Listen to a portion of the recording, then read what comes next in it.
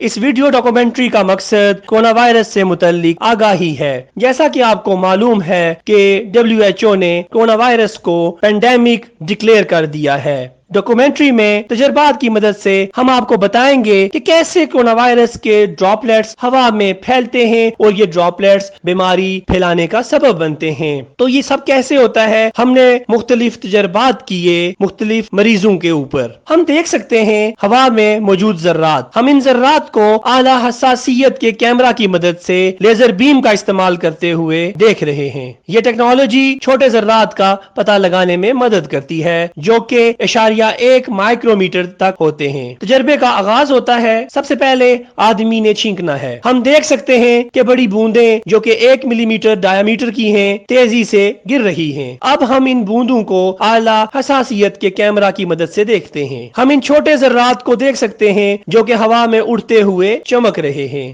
یہ ذرات 10 micro meter سے بھی چھوٹے ہیں یا پھر 1 ملی میٹر کا 100واں حصہ ہیں۔ اب ہم اس ذرات کو ایک اور زاویہ سے دیکھتے ہیں۔ یہ ذرات چھوٹے اور ہلکے ہیں، ہم ان کو ہوا میں بہتا ہوا دیکھ سکتے ہیں۔ یہ مائکرو ڈراپلیٹس ہیں، یعنی کہ مائکرو بوندیں۔ ہم نے یہ سیکھا ہے کہ چھینکنا ہی ایک واحد ذریعہ ہے ان مائکرو ڈراپلیٹس کو پیدا کرنے کا۔ اب ہم یہی تجربہ قریب کی گفتگو کرنے والے 2 آدمیوں کے درمیان کرتے ہیں۔ لوگ بہت زیادہ مائکرو ڈراپلیٹس پیدا کرتے ہیں جب وہ اونچا بولتے ہیں یا زور سے سانس لیتے ہیں۔ یہ مائکرو ڈراپلیٹس ان کے درمیان ہی رہے جہاں پر وہ بیٹھے ہوئے تھے۔ یہ ڈراپلیٹس کہیں اور منتشر نہیں ہوئے۔ یہ ابھی تک معلوم نہیں ہو سکا کہ یہ مائکرو ڈراپلیٹس کتنی مقدار میں ہوں تو بیماری پیدا کرنے کا سبب بنتے ہیں۔ ایک محقق کے مطابق ہم اس امکان کو مسترد نہیں کر سکتے کہ یہ مائکرو ڈراپلیٹس مدد کرتے ہیں وائرسز کی بیماری کے پھیلانے میں۔ یہ مائکرو ڈراپلیٹس بہت سارے وائرسز کو لے جانے میں مدد کرتے ہیں۔ ہم ان کو پیدا کرتے ہیں جب ہم زور سے بولتے ہیں یا سانس لیتے ہیں۔ ہمارے ارد گرد موجود افراد ان ڈراپلیٹس کو سانس میں اندر کر لیتے ہیں اور اس طرح وائرسز کے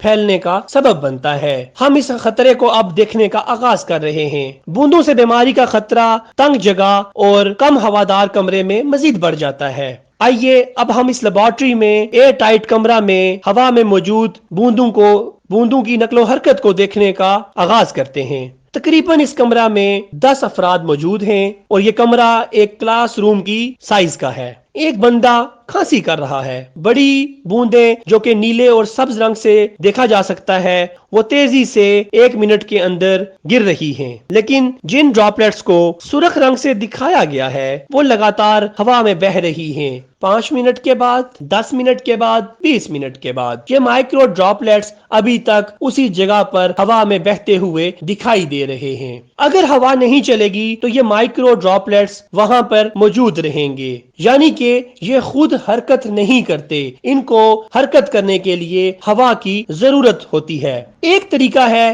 ہم ان مائکرو ڈراپلیٹس کو کسی بھی جگہ پر کمرہ میں جمع ہونے سے روک سکتے ہیں۔ جب آپ اپنے کمرے کی کھڑکی کھولتے ہیں تو یہ بوندیں تیزی کے ساتھ کمرے سے خارج ہوتی ہوئی دکھائی دیتی ہیں۔ یہ بہت چھوٹے اور ہلکے ہوتے ہیں، اس لیے ہوا کے بہاؤ سے ان سے نجات حاصل کی جا سکتی ہے۔ ضروری یہ ہے کہ ایک کمرے میں 2 راستے بنائے جائیں، 2 کھڑکیاں ہوں جہاں سے ہوا کا بہاؤ ممکن ہو سکے۔ اس کو کم از کم 1 گھنٹہ میں 1 دفعہ ضرور کرنا چاہیے۔ اس طرح ہم بیماری پھیلانے کا خطرہ کافی حد تک اس پر ہم قابو پا سکتے ہیں۔ آواز ڈاکٹر اسامہ ظفر۔